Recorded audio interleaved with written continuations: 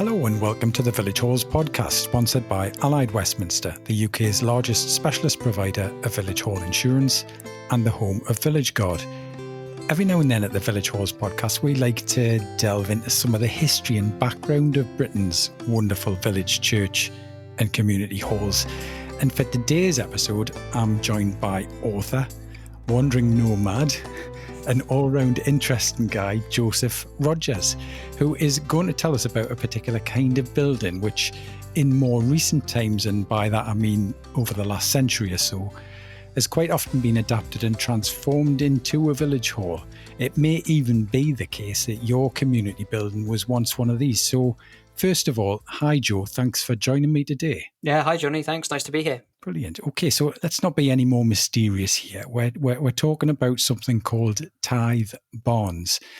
Now, explain to me, Joe, how you first came across a tithe barn and also kind of what you were doing with your life at the time. Yeah, so I mean, it's quite a nice story, really, in a way. Although at the time it wasn't so nice. I was between jobs and kind of wandering around the UK. At the time, I didn't know how to drive, so I was spending a lot of time using bus services and trains and my own 2 feet in kind of exploring what the UK landscape had to offer, really, just to try and refresh my mind and try and figure out where exactly I was going next. So this was back in 2014. And I was based in Devon at the time, actually where I'm based now, in Seaton.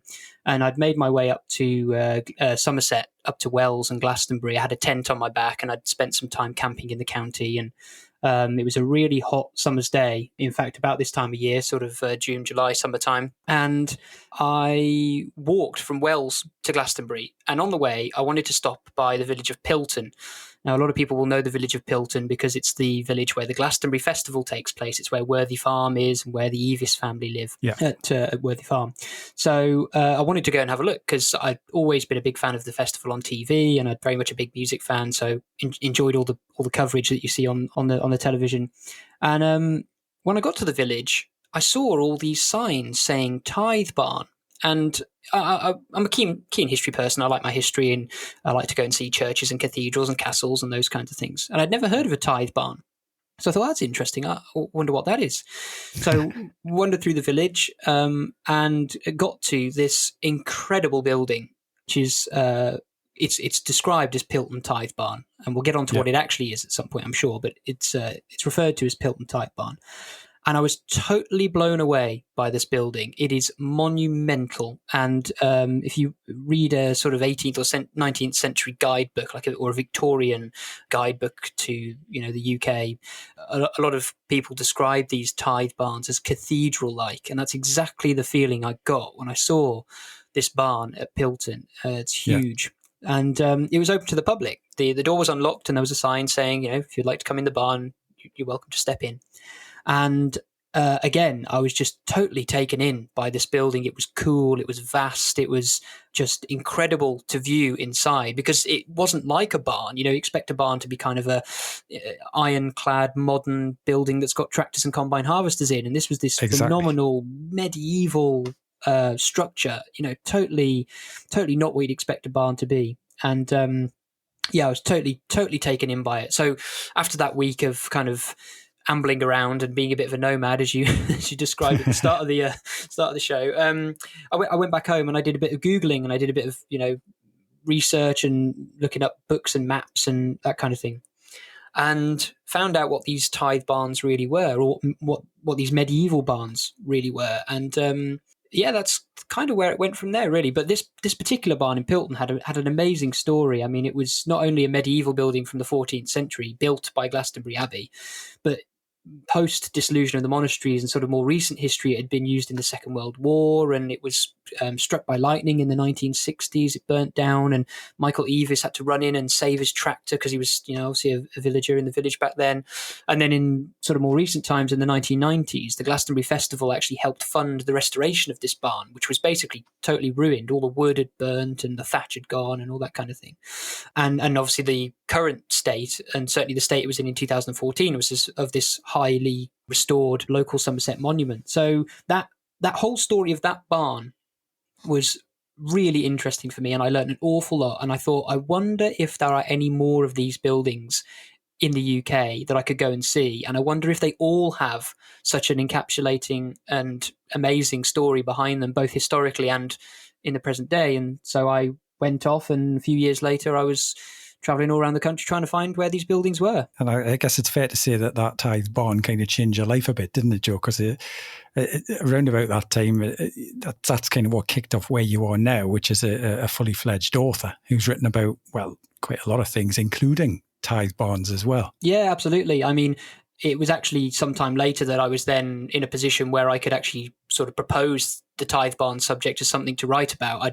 As you say, I'd written other things up until that point, but I cast my mind back to 2014 and just how amazed I was by this building, and also amazed by, when I sort of sat down and really got into it and tried to find out as much as I could about other medieval barns and other tithe barns in the country, how little had been done to try and generalize the subject for a kind of general audience. A lot of the research that had been done on these buildings was very localized. It was either about specific abbeys or monasteries in certain areas, and therefore talking about the ownership of some of these barns and why those establishments, religious establishments, built these barns.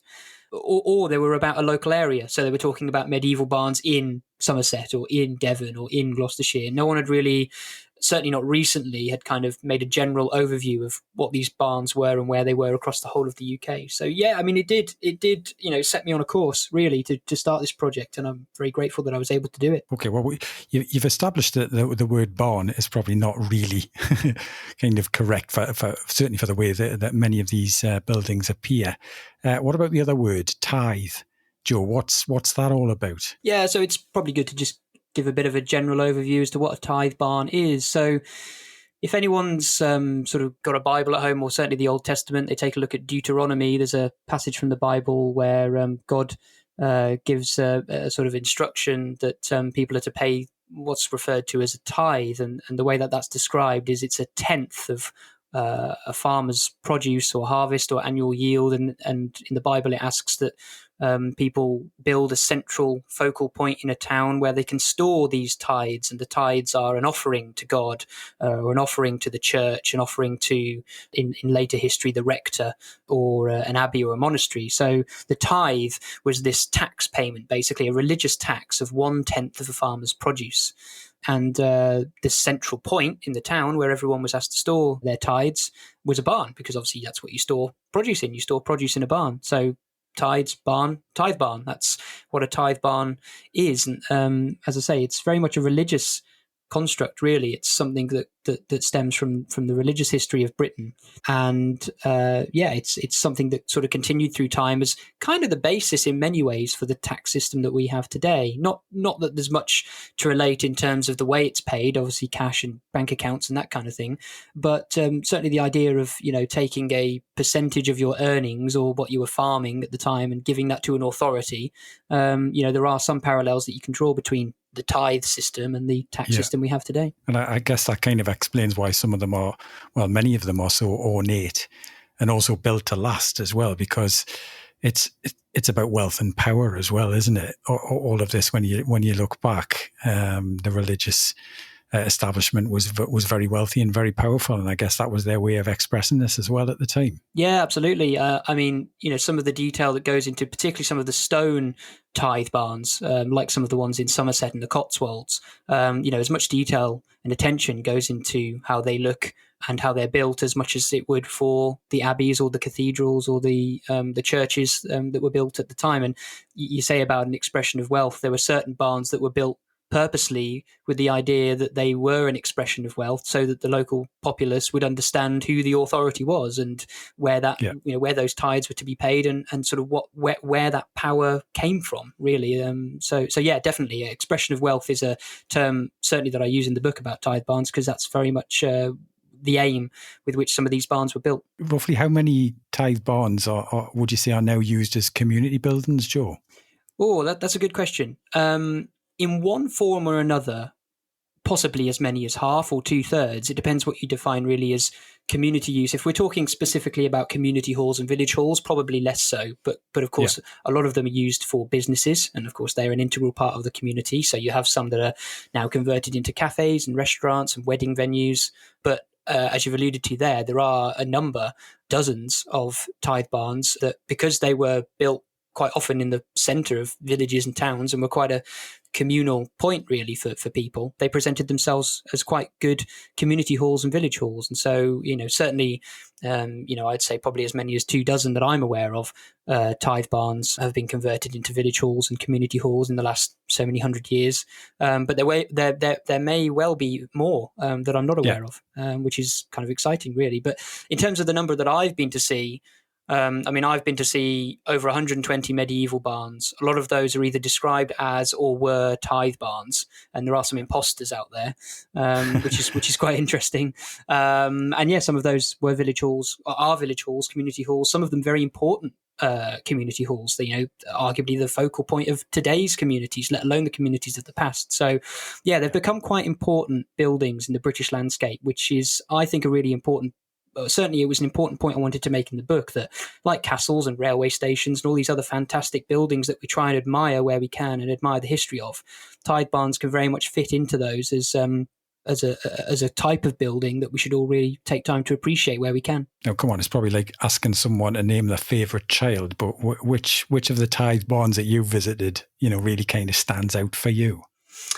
Well, yeah, that is a difficult question. I mean, the one at Pilton, obviously, that has the story of being the first one I went to see. And of course, also has the slightly strange story in that it may not actually have ever been a tithe barn, even though it's all the signposts say tithe barn in the village. That right. Just very briefly, before I go on to the sort of favourite one, or one of the ones I have fond memories of, this whole tithe barn dubiousness thing is quite interesting because in the 19th century and into the 20th century, authorities like the Ordnance Survey were very keen to use the phrase tithe barn, and it became a little bit overused. Whenever someone saw an old barn of any reasonable age, sort of medieval or 16th, 17th, 18th century, they were keen to call it a tithe barn. But actually, what defines a tithe barn is whether or not it stored these tax payments, these tithe payments. So going back to the one at Pilton, which is probably my favourite barn, there's no proof actually that it ever stored any tithes for Glastonbury Abbey, and in fact the produce that it stored within it was probably farmed from the Glastonbury Abbey grounds itself, so not produce that was paid as tithes, but produce that the Abbey just farmed of their own accord or from their own land. So I digress, but another one that's very close to that is the one at Drayton St Leonard in Oxfordshire. Now that's 15th century. It's got wooden cladding on the outside. It's quite different to some of the other medieval barns you see around the country, like the ones made of stone. It's thought to have been built by Dorchester Abbey, Dorchester-on-Thames, not Dorchester in Dorset. And the reason why I like that one so much is because I'm a big motorsports fan. And the barn is currently used by the Aston Martin Heritage Trust to store a very nice collection of very rare and old Aston Martin vehicles. So when I found out about that one, from a historical travel point of view, but also then from a kind of motorsports and motoring point of view, I thought, I've got to go and see this one. So I went there, and you can go there as a member of the public. It is open on certain weekends. It's not very much to get in it. I don't know what the price is now, but it was about £5, I think, when I paid to go in. And you just get to spend the whole time, wandering around this fantastic, historic 15th century barn, but then also admiring these fantastic Aston Martin vehicles. And when I was there, they actually had the world's oldest Aston Martin as one of the exhibits, which for me was very exciting. So second to the Pilton barn, I'd say probably that one's one of my favourites. But it is very difficult because they're all so amazing and they all have such a fantastic history. It's very difficult to pick your favourites, as you said. I love it, Joe. I love it. Is there anything you're not interested in? I know you've written a book about bridges as well. You mentioned the motorsport and everything there. I'm just wondering if there's anything that Joe doesn't find fascinating. Oh God, I probably could pick something, but I used to, one phrase that I used to say quite a lot, and I still say it to a certain extent, is I'd rather know one thing about everything than everything about one thing. So I'd be quite happy to learn a little bit of this and a little bit of that about a wide range of subjects and really get an appreciation for all these things, so that basically whenever you're out and about in the world, there's always something interesting to look at, rather than sort of narrow down to one subject. I like to appreciate as much as I can about the world. So there's loads of different things I'm interested in: bridges, railways, cars, music, everything really. Yeah. And you've written a book about Tithe Barns. So where can people get a hold of that if we've captured somebody's imagination out there and they want to find out a bit more about these buildings as well? Yeah, it's available online. It's also available at a lot of independent bookshops. I'd very much encourage anyone, if they've got an independent bookshop in their town and village, to pop in, and if they've got it, then fantastic. But if they haven't, I'm sure they could probably order it in. You can find the ISBN number online if you search Tithe Barns. But yeah, it's available pretty much wherever you get your books from, really. Some of the high street, big major chains sell it. But yeah, if you can get it from an independent bookshop or any museums or venues that might stock the book, I know there are a couple that have shown interest in stocking it, Tithe Barn venues or museums, then I'd very much encourage supporting those by buying it from them as well. And you've got a great Instagram feed as well, which I should mention, and that we'll provide a link to on the website, because you've taken various pictures of the various Tithe Barns that you've visited, and so people can really get a visual sense of the kind of buildings that we're talking about from that. You've mentioned several are used as village halls and community halls and so on, and that also you would like to know if there are more out there. So what would you suggest if anyone's listening now and they're aware that their village hall is a Tithe Barn or has a past, with the Tithe Barns? What should they do? Well, I mean, I'd love them to contact me, to be quite frank. Get in touch. You can get in touch, as you kindly said, on Instagram. I'm also quite big on Twitter. I like to tweet a fair bit. The Instagram thing's good because the visual is always very important with these buildings, I think, particularly the interiors. And I regret that actually my Instagram feed has more exterior shots than interior shots. I should probably post more of the interior shots, but maybe I'll do that in the future. But yeah, if there's anyone out there that has a Tithe Barn that in their village that's now a village or a community space, contact me, get in touch. There's a few that have done so already. Dunster Tithe Barn in Somerset, they have events on throughout the year. They've just hosted a food and drink festival, and they've got a Somerset market day or an event similar to that coming up in a few weeks. They also do antiques fairs as well, and Christmas events. So and Dunster's quite close to my heart because I lived in Somerset for a little while. Brilliant. And as I say, we'll get some links on the website so that people can do that. And just thanks for telling me about Tithe Barns. It's not something that I knew anything about until we came across each other, Joe. And next time I think I'm planning to go out for a walk somewhere I've never been before. I might just try and look for a place with a Tithe Barn to have a look at. Yeah, that sounds good. It's estimated there's over 200 of them left in the UK, so I'm sure there'll be one you can find somewhere. Okay, yeah, not spoiled for choice. Brilliant. And at the end of the day, I guess that's what it's all about, isn't it? It's about getting out and about and exploring and discovering things and realising just how much this wonderful country of ours has to offer, including great village halls and community buildings as well. Yeah, absolutely. Go and research it, go and learn more about the history. There are still some out there that might be derelict or ruined or in danger of collapse. There's certainly a couple of those that I came across, which is sort of quite sad, but also you then look at potentially what might come of them in the future. And who knows, maybe there are some out there today that are ruined that in the next 20, 30 years or maybe sooner become community centres and village halls for people. That would be really exciting, as has happened with many others over the last 100 years. Brilliant. Well, thanks, Joe. Thanks for coming on and telling me about these wonderful buildings. And that's all for this week. Don't forget about our wonderful Villagers photo competition. Maybe someone wants to submit a picture of a Tithe Barn. I don't know. But anyway, it could result in you winning £1,000 for your village hall or £500 for yourself. And you can find out more about that on a special page on our website. Other than that, thanks as always to our headline sponsor and specialist insurance provider, Allied Westminster, for making our podcast possible, and whose services you can discover more about at villageguard.com. And also online booking system provider Hallmaster, who also sponsor our podcast and can be discovered at hallmaster.co.uk. You've been listening to the Village Halls podcast, a unique listening community for Britain's village, church and community halls, and anyone interested in the vital community services they provide. We'll be back again in 2 weeks' time with another episode. So if you haven't already, please visit thevillagehallspodcast.com to subscribe, sign up for updates, link through to our social media pages, and to find out more. Until the next time, goodbye for now.